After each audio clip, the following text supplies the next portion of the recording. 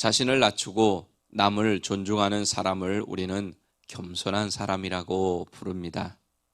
우리는 겸손한 사람을 만나면 왠지 모르게 마음이 가죠. 겸손한 사람은 다른 사람들에게 인정받고 사랑을 받습니다.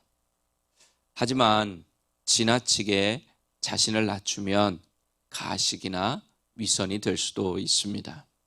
겸손이 지나치면 교만이 될 수도 있다는 뜻입니다. 상대가 그렇다고 인정을 해주면 그것도 받아들일 줄 알아야 합니다. 특별히 하나님께서 인정해 주시면 그것을 받아들일 수 있어야 합니다. 일반 회사에서도 인정을 받으면 높은 사람에게 부름을 받잖아요. 또 큰 일을 맡게 되잖아요. 마찬가지로 하나님의 부르심에는 우리가 비록 연약하고 부족한 죄인이지만 우리 하나님의 인정함이 그 속에 들어있다고 봐야 합니다. 그렇다면 우리는 그 인정을 감사함으로 받고 이사야 선지자의 고백처럼 내가 여기 있나이다, 나를 보내소서라고 할 수 있어야 합니다. 저는 오늘 본문 말씀에 의지해서 겸손과 교만의 경계선이라는 제목으로 겸손과 교만을 오가며 살아가고 있는 우리에게 주시는 은혜를 나누고자 합니다. 오늘 본문에서는 여전히 모세와 하나님의 대화가 이어지고 있습니다. 모세는 표적을 보여주시고 능력을 부어주시는 그 하나님 앞에서 이번에는 질문 대신에 자신의 약점을 하나님께 이야기합니다. 자신의 약점을 말하는 이유가 뭘까요? 거절을 위해서죠. 하나님, 다 좋아요. 하지만 내 약점이 있는데 이 약점 때문에 하나님의 일을 할 수 없습니다 하고 거절하려고 이야기를 하는 겁니다. 모세는 하나님께 자신의 약점은 말을 잘 하지 못하는 것이라고 말합니다. 모세의 생각에 이스라엘 백성을 이끄는 지도자, 또 백성들을 대표해서 애굽 왕 바로에게 가서 말을 하라면 말을 잘 해야 할 것 같은데 자신은 말을 잘 못한다는 것입니다. 여기서 모세가 말을 못한다는 것은 말하는 것이 어눌하다 하는 말이 아닙니다. 달변가처럼 조리 있게 말을 잘 못한다는 것입니다.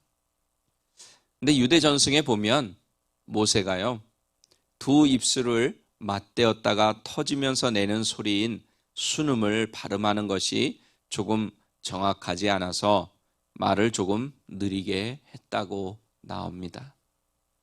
이 문제에 대해 하나님은 이번에 모세에게 이렇게 답변하십니다. 모세야, 누가 사람의 입을 지었는지 아느냐? 누가 말 못하는 자, 못 듣는 자, 눈 밝은 자, 앞을 보지 못하는 자가 되게 했는지 아느냐? 바로 나다. 그러니까 걱정하지 마라. 그냥 가라고 했으니 가기만 해라. 내가 내 입과 함께 할 것이고 내 입에 내 말을 넣어줄 것이다. 말을 가르쳐 줄 것이다. 솔직히 모세는 하나님께서 이스라엘 백성을 이끌어내기 위해서 바로에게 가라고 말씀하실 때부터 가기 싫었습니다. 그 이유는 정말 자신이 너무 초라하고 아무런 힘이 없는 사람이고 부족한 사람이라고 생각하는 인간적인 조건 때문이었습니다. 자신은 출애굽의 지도자가 될 만한 자격이 없다고 스스로 생각하고 결론을 내린 거죠. 그래서 모세는 하나님께서 대답하시기 어려울 것 같은 질문도 하고 자신은 말을 못하는 사람이라 안 된다고 변명을 하고 있는 것입니다. 그럼에도 불구하고 하나님께서는 끝까지 모세의 질문에 대답해 주시고 또 걱정하지 말고 가기만 하면 다 책임져 주시겠다고까지 말씀해 주십니다. 이제 모세는 더 이상 핑계댈 것이 없었어요. 이제 모세는 하나님 아버지 앞에서 자신이 여태까지 숨겨왔던 진짜 속에 있는 말을 합니다. 하나님, 보낼 만한 자를 보내소서. 보낼 만한 사람을 보내주십시오. 저는 아닙니다. 그동안 그렇게 모세의 질문에 대답을 해주시고 약점도 커버해 주신 하나님께서 모세에게 화를 내십니다. 하나님이 폭발하신 거죠. 하나님이 모세를 낮추시기 위해서 미디안 광야에서 40년을 지내게 하셨지만 모세는 자기를 낮추는 정도가 아니라 이제 아예는 못하겠다고 하니까 하나님이 화가 나신 것입니다. 모세의 이런 태도는 하나님 앞에 오히려 교만으로 비춰질 수 있는 부분이었습니다. 하나님이 함께 하시고 부족한 부분, 약점도 다 채워주시고 그럼에도 보내겠다고 하시는데도 못 가겠다고 하는 모세의 교만인 것입니다. 결국 하나님께서는 모세에게 화를 내시면서 마지막으로 형인 아론을 붙여주겠다 하십니다. 아론은 모세의 입을 대신하게 될 것이고 아론에게 모세는 하나님같이 될 것이라고 말씀하십니다. 그러시면서 오늘 본문 마지막에 지팡이를 손에 잡고 이것으로 이적을 행하라고 말씀하십니다. 하나님은 분명히 겸손한 자를 사랑하시고 높여주십니다. 또 우리가 겸손하게 살아가기를 원하십니다. 하지만 그 겸손은 하나님께 인정받는 겸손이라야 합니다. 무조건 부족해서 할 수 없다고 하는 것은 겸손이 아닙니다. 나는 할 자격이 없다고 무조건 마다하는 것이 겸손이 아니라는 것입니다. 진정한 겸손은 하나님께서 하라고 하시면 순종하여 부족하지만 한번 해보겠다고 내 자신을 믿는 것이 아니라 말씀하신 하나님을 믿는 믿음으로 해보겠다고 하는 것이 겸손입니다. 우리가 알고 있는 아모스 선지자는 남유다 예루살렘 남쪽 지역에 위치하고 있는 드고아 출신의 목자였습니다. 목자가 누굽니까? 양치는 사람이잖아요. 선지자의 훈련을 받은 것도 아니고 그냥 일개의 양치는 목자에 불과했습니다. 그런데 하나님께서 목자 출신인 아모스를 부르셔서 그에게 남유다에 대한 예언의 메시지를 전하게 하신 것이 아니라 북이스라엘에 가서 예언의 메시지를 전하게 하셨어요. 아모스 선지자가 활동할 때는 북이스라엘 왕은 여로보암 2세였습니다. 북이스라엘이 정치적으로, 경제적으로, 군사적으로 크게 번영하던 때였어요. 그런 북이스라엘에 가서 아모스는 북이스라엘 가운데 하나님의 심판이 임할 것이라고 예언했습니다. 비록 그는 남유다의 목자 신분이었지만 할 수 없다가 아니라 겸손히 하나님께서 하라고 하시면 하겠다고 순종하여 그 사명을 감당한 것입니다. 우리에게는 이 아모스 선지자와 같은 믿음의 태도가 필요합니다. 이것이 바로 겸손이기 때문입니다. 근데 저는 말씀을 준비하면서요, 하나님께서 모세가 정말 미워서 화를 내신 것이라고 생각하지 않습니다. 모세를 너무 사랑하시기 때문에 안타까워서 화를 내신 것입니다. 부모된 사람들이 아이를 키우다 보면 그런 경우가 있지 않습니까? 자녀를 너무 사랑해서 친절하게 이야기하다가 답답해서 화를 내는 경우 말입니다. 이것은 자녀가 미워서 자녀가 잘못되라고 화를 내는 건 아니죠.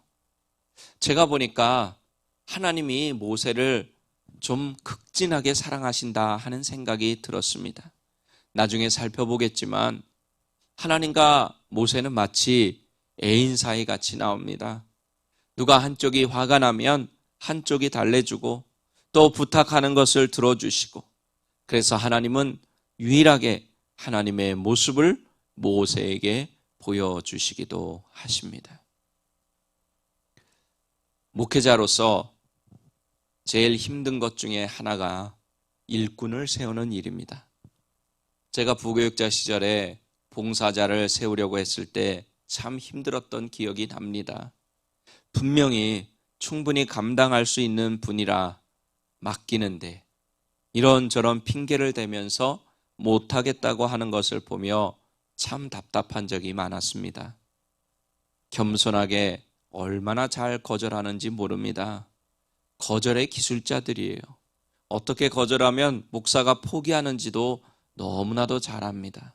하지만 이것은 겸손이 아니라 교만에 가까운 반응입니다. 목사의 마음도 이렇게 답답한데 우리 하나님의 마음은 얼마나 더하실까? 그런 생각을 해 보았습니다. 우리 사랑하는 오린교회 가족 여러분, 모세의 모습을 보시면서 여러분은 어떤 생각이 드셨습니까? 나도 하나님이 부르시고 보내시면 모세처럼 버텨야 되겠다.